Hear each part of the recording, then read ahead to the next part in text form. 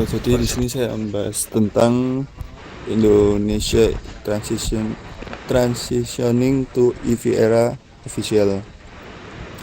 Indonesia is moving toward the electrical vehicle of or EV era with a midterm goal of adopting 15 million EV by 2030.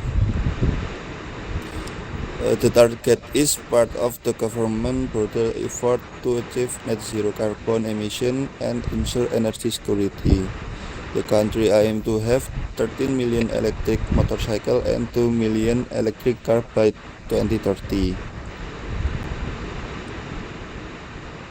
The government has implemented several initiatives to accelerate the EV transition, including tax incentive for EV purchase and imports. Between January and July, electric car sales more than double, reaching nearly 18,000 units compared to the same period last year. And the government aims to support consumer by ensuring affordable EV option and providing reliable information on their long-term benefit. Despite this effort, Indonesia EV journey has only just begun, with around 150,000 electric motorcycle, cars, buses, and trucks currently in use across the country. I think that's all, sir. Thank you.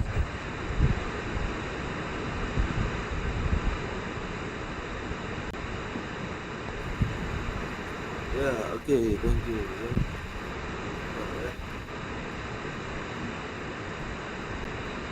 Tapi kalau saya pribadi, saya masih takut kehabisan baterai kalau keluar kota ya. Jadi belum berani nyobain electric vehicle. Apalagi ini ya, kalau saya naik Grab itu kan suka ngobrol tuh sama tukang Grabnya itu ya. Nah, dia bilang itu kalau macet itu baterainya itu bisa berkurang separuh gitu ya, shred gitu ya, cepat habisnya itu cepat. Nah terus Surabaya tempatnya macet ya gimana kan gitu ya, takut beli yang listrik ya, walaupun katanya ini ya murah itu katanya ya, katanya sudah disubsidi jadi murah. Oke, very interesting ya. Akmal, Mikdad mana ini Mikdad ini? Ngopi gak balik-balik. Ini mana Mikdad tuh? Yesus. Siapa lagi yang belum ya? Bibi ada, Bibi? Iya, Pak. Ya, silakan.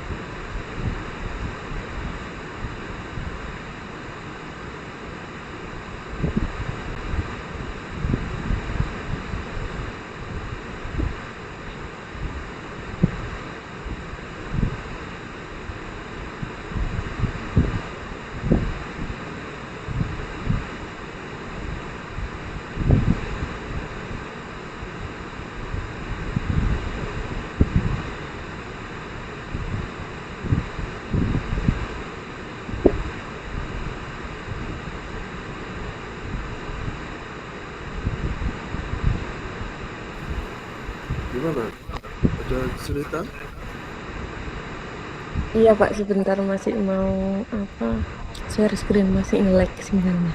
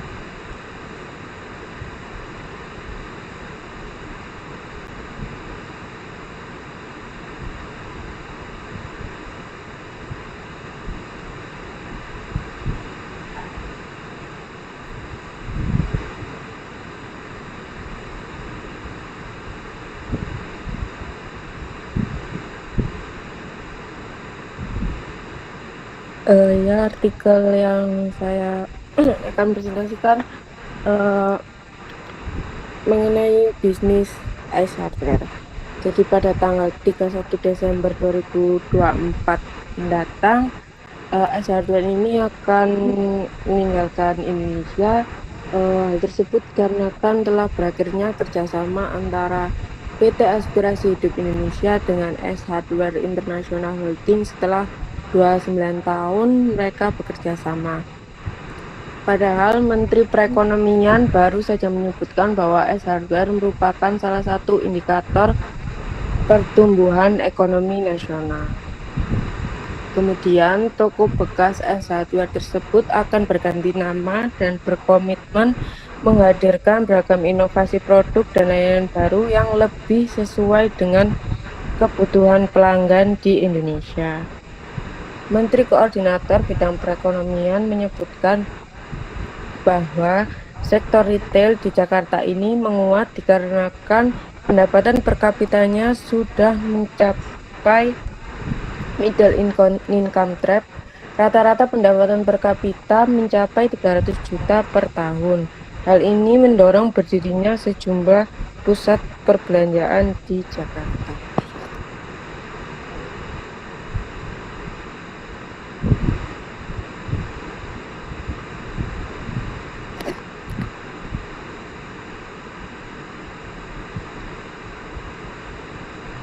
Kemudian pemerintah akan terus menjaga daya beli masyarakat kelas menengah dengan memberikan berbagai program dukungan seperti bantuan iuran BPJS, kesehatan, kartu prakerja, dan subsidi energi. Sekian dari saya. Assalamualaikum warahmatullahi wabarakatuh.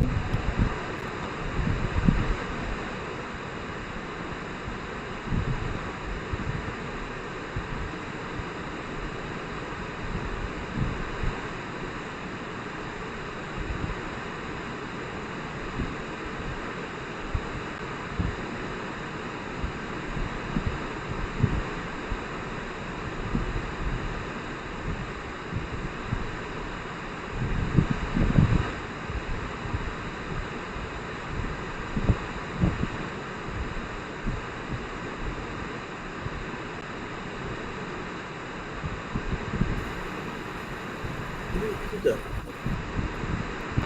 Sudah, Pak. Oh iya iya iya. Oke ya. Jadi itu tadi apa tadi kesimpulannya? Dia mau ganti nama atau gimana tadi? Iya, dia sudah berhenti bekerja sama, terus dia mau kayak bikin retail punyanya PT Aspirasi Hidup itu sendiri. Oh. Padahal saya sering beli apa-apa ke situ ya, di Royal itu ya. Waduh. Terus jadi apa nanti ya gantinya ya? Ya. Oke. Menarik sekali ya beritanya ya. Itu sudah 29 tahun. Kontraknya habis ya. Ya. Oke, very interesting. Ya, siapa yang belum ya? Nah, ini Alfado belum kayaknya ya. Ada Alfado? Ada Pak, Nah, ya silakan. bentar Pak.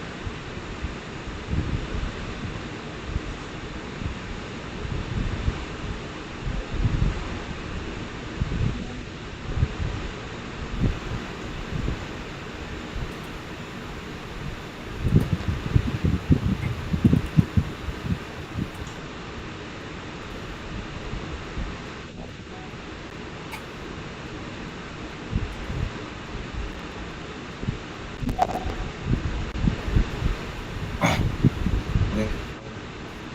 Eh, Sudah artikel dari BBC.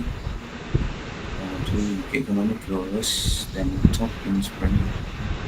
Itu pertumbuhan ekonomi Inggris lebih rendah dari perkiraan. Inggris baru ini mengumumkan dari data pertumbuhan ekonomi yang sedikit mengejutkan. Pertumbuhan ekonomi Inggris pada kuartal kedua tahun ini ternyata lebih rendah dari perkiraan sebelumnya. Dari 0,% menjadi 0,6%. Dan ada beberapa faktor yang berkontribusi terhadap perlambatan pertumbuhan ekonomi Inggris. Salah satu faktor utama adalah penurunan produksi di sektor manufaktur, industri otomotif, misalnya mengalami penurunan produksi karena sedang melakukan transisi ke produksi mobil listrik. Dan seperti ini seringkali memerlukan penyesuaian yang membutuhkan waktu, sehingga sementara ini berdampak pada angka produksi secara keseluruhan. Selain itu, sektor konstruksi juga mengalami perlambatan. Penurunan permintaan akan rumah baru menjadi salah satu penyebabnya. Ini bisa jadi karena beberapa faktor seperti kenaikan suku bunga atau ketidakpastian ekonomi yang membuat masyarakat lebih berhati-hati dalam mengambil keputusan di rumah. Penurunan pertumbuhan ekonomi ini tentu saja memiliki implikasi yang cukup luas bagi pemerintah Inggris. Data ini menjadi tantangan tersendiri terutama bagi pemerintahan baru yang sedang berupaya mencapai target pertumbuhan ekonomi. Bank Sentral Inggris atau Bank of England juga dihadapkan pada dilema. Di satu sisi mereka ingin merangsang pertumbuhan ekonomi, namun di sisi lain harus tetap waspada terhadap inflasi.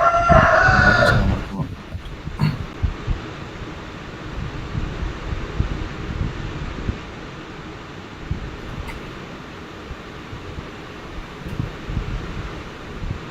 Oke, thank you ya.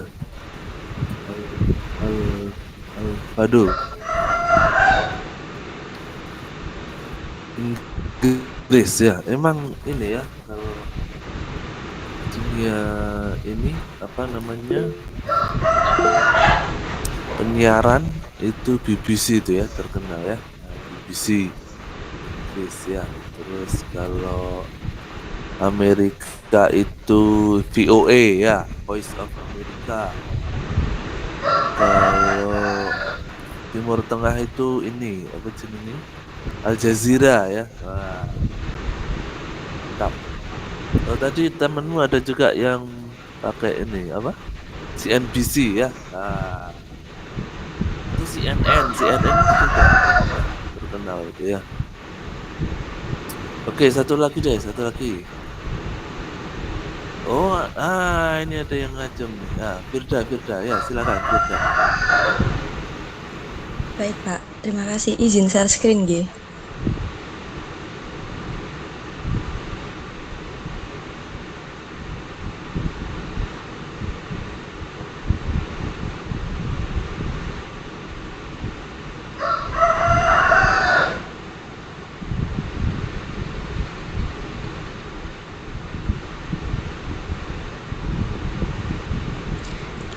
Jadi berita yang saya ambil ini mengenai flood of import steel hound Indonesia, lay off hit textile industry. Ini tuh mengungkapkan terkait tantangan industri kecil akibat karena produk import yang berasal dari luar negeri masuk ke Indonesia, jadi mengalami hubungan kerja dalam pabrik tekstil itu mengalami PHK karena industri tekstil lokal ini kesulitan untuk bersaing dengan harga rendah dari produk impor yang mengakibatkan penurunan permintaan untuk produk dalam negeri. Jadi situasi ini berdampak negatif pada tenaga kerja juga, akibatnya tenaga kerja mengalami PHK. Jadi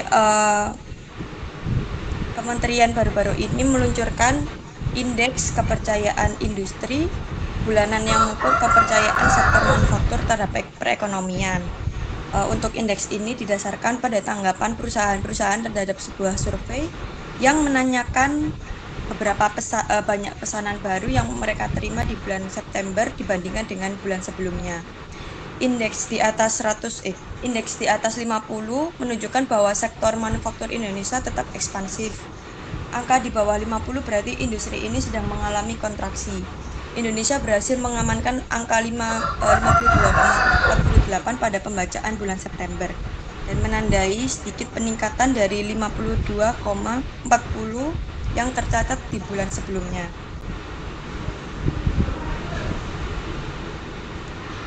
Kawasan berikat terkait menimbun barang-barang yang akan diekspor ke negara lain ini termasuk produk impor yang akan diekspor kembali. Dengan kata lain, bisnis di luar kawasan berikat lebih fokus untuk memenuhi pemerintahan domestik. Perindustrian mengatakan bahwa mendapatkan lebih sedikit pesanan ekspor. Hal ini memungkinkan mendorong produsen di kawasan berikat untuk mempertimbangkan untuk menempatkan barang-barang yang awalnya terikat ekspor di pasar domestik.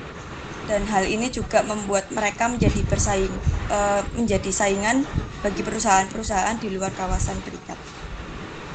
Jadi mungkin penting bagi pemerintah dan pelaku industri untuk mencari solusi agar industri tekstil lokal dapat beradaptasi dan bersaing, seperti meningkatkan kualitas produk, memperbaiki strategi pemasaran, atau melindungi pasar lokal dari dampak negatif impor. Mungkin itu sekian dari yang saya sampaikan. Terima kasih, Bapak.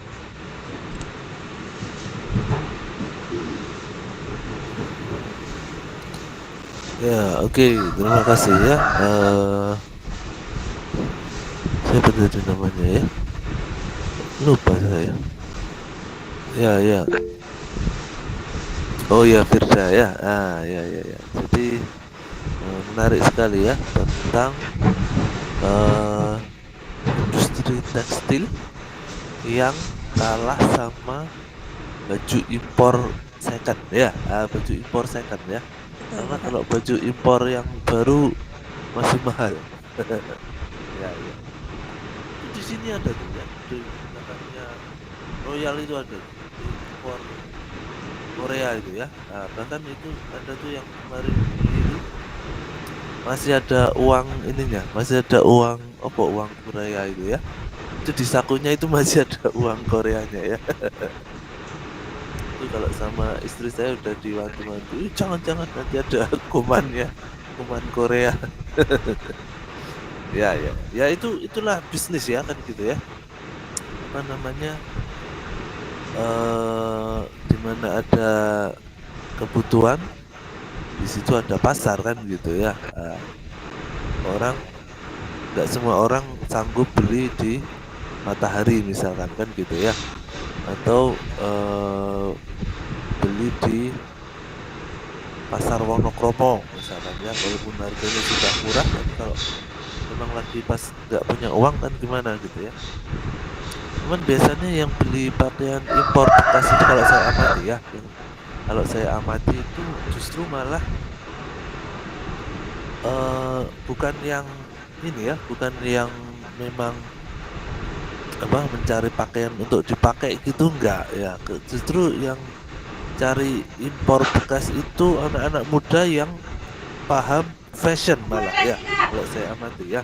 Mereka cari fashion yang luar negeri gitu ya. Cuman karena tidak sanggup beli yang baru, akhirnya saya kan nggak apa-apa lah.